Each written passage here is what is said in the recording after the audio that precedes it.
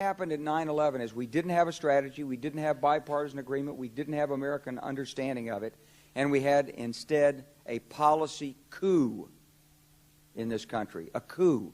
A policy coup.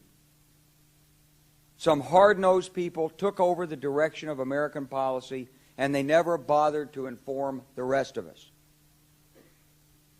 I went through the Pentagon 10 days after 9/11. I couldn't stay away from Mother Army. I went back there to see Don Rumsfeld. I'd worked for him as a White House fellow in the 1970s. All this is in the book. And I said, am I doing okay on CNN? He said, yeah, fine. He said, I'm thinking about it. He says, I read your book. And he said, this is a book that talks about the Kosovo campaign. And he said, I just want to tell you, he said, nobody's going to tell us where or when we can bomb. Nobody. He said, I'm thinking of calling this a floating coalition. What do you think about that? I said, well, sir, thanks for reading my book. And, he said, thanks, that's all the time I've got. Really. And I went downstairs. I was leaving the Pentagon, and an officer from the Joint Staff called me into his office and said, I want you to know, he said, sir, we're going to attack Iraq. And I said, why? He said, we don't know. He said, I said, well, did they tie Saddam to 9/11? He said, no. He said, but I guess they don't know what to do about terrorism, and so they think, but they can attack states, and they want to look strong, and so I guess they think if they take down a state, it will intimidate the terrorists. And you know, it's like that old saying. He said, if the only tool you have is a hammer, then every problem has to be a nail. Well, I walked out of there pretty upset. And then we attacked Afghanistan. I was pretty happy about that. We should have. And then I came back to the Pentagon about 6 weeks later. I saw the same officer. I said, why haven't we attacked Iraq? We still going to attack Iraq? He said, oh, sir. He says, it's worse than that. He said, he pulled up a piece of paper off his desk. He said, I just got this memo from the Secretary of Defense's office that says we're going to attack and destroy the governments in 7 countries in 5 years. We're going to start with Iraq, and then we're going to move to Syria, Lebanon, Libya, Somalia, Sudan, and Iran. I said, 7 countries in 5 years. I said, is that a classified memo? He said, yes, sir. I said, well, don't show it to me. He was about to show it to me. He said, because I want to talk about it. And I sat on this information for a long time, for about 6 or 8 months. I was so stunned by this, I couldn't begin to talk about it. And I couldn't believe it would really be true, but that's actually what happened. These people took control of the policy in the United States. And I realized then, it came back to me, a 1991 meeting I had with Paul Wolfowitz. You know, in 2001 he was Deputy Secretary of Defense, but in 1991 he was the Undersecretary of Defense for Policy. It's the number 3 position in the Pentagon.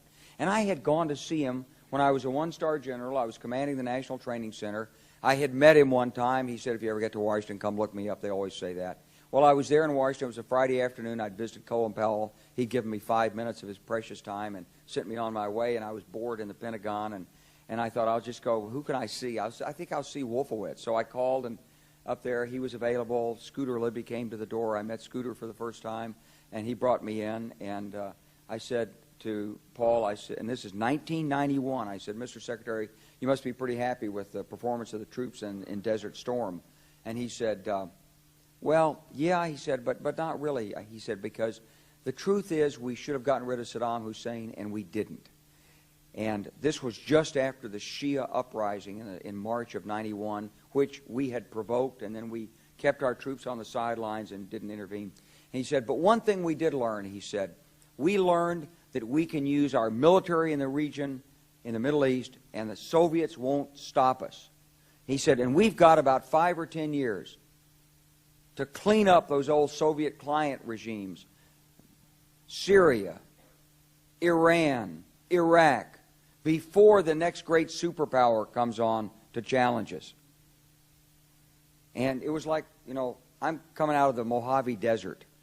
I've been training troops. I haven't been thinking geostrategy for some time.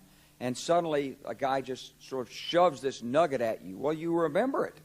It was a pretty stunning thing. You mean the purpose of the military is to start wars and change governments? It's not to sort of deter conflict? We're going to invade countries, and my mind was spinning.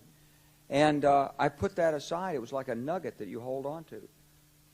This country was taken over by a group of people with a policy coup.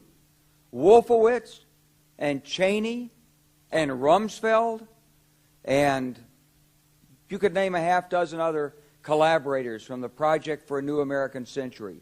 They wanted us to destabilize the Middle East, turn it upside down, make it under our control. It went back to those comments in 1991. Now, did anybody ever tell you that? Was there a national dialogue on this?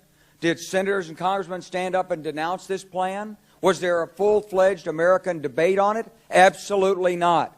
And there still isn't. And that's why we're failing in Iraq. Because Iran and Syria know about the plan. All you have to do is read the Weekly Standard and listen to Bill Kristol, and he blabbermouths it all over the world. Richard Pearl the same way. They could hardly wait to finish Iraq so they could move into Syria. It was like a laydown. Oh, our legions are going to go in there. This wasn't what the American people voted George Bush into office. Well, they didn't actually vote him into office, but it wasn't what many of the people who... It wasn't what he campaigned on. He campaigned on a humble foreign policy, the most arrogant foreign policy in American history. He campaigned on no peacekeeping, no nation building, and here he is with Afghanistan and Iraq. It's astonishing. So the root of the problem is not how many troops are in Iraq. Please believe me. Don't be mad, if you're a Democrat, at your Democratic congressman because they can't reduce the troops and frustrate the president. That's not the issue. And if you're a Republican, don't be mad at the Democrats because they're fussing with the troops. Whether you're a Democrat or a Republican, if you're an American, you ought to be concerned about the strategy of the United States in this region. What is our aim? What is our purpose? Why are we there? Why are Americans dying in this region? That is the issue.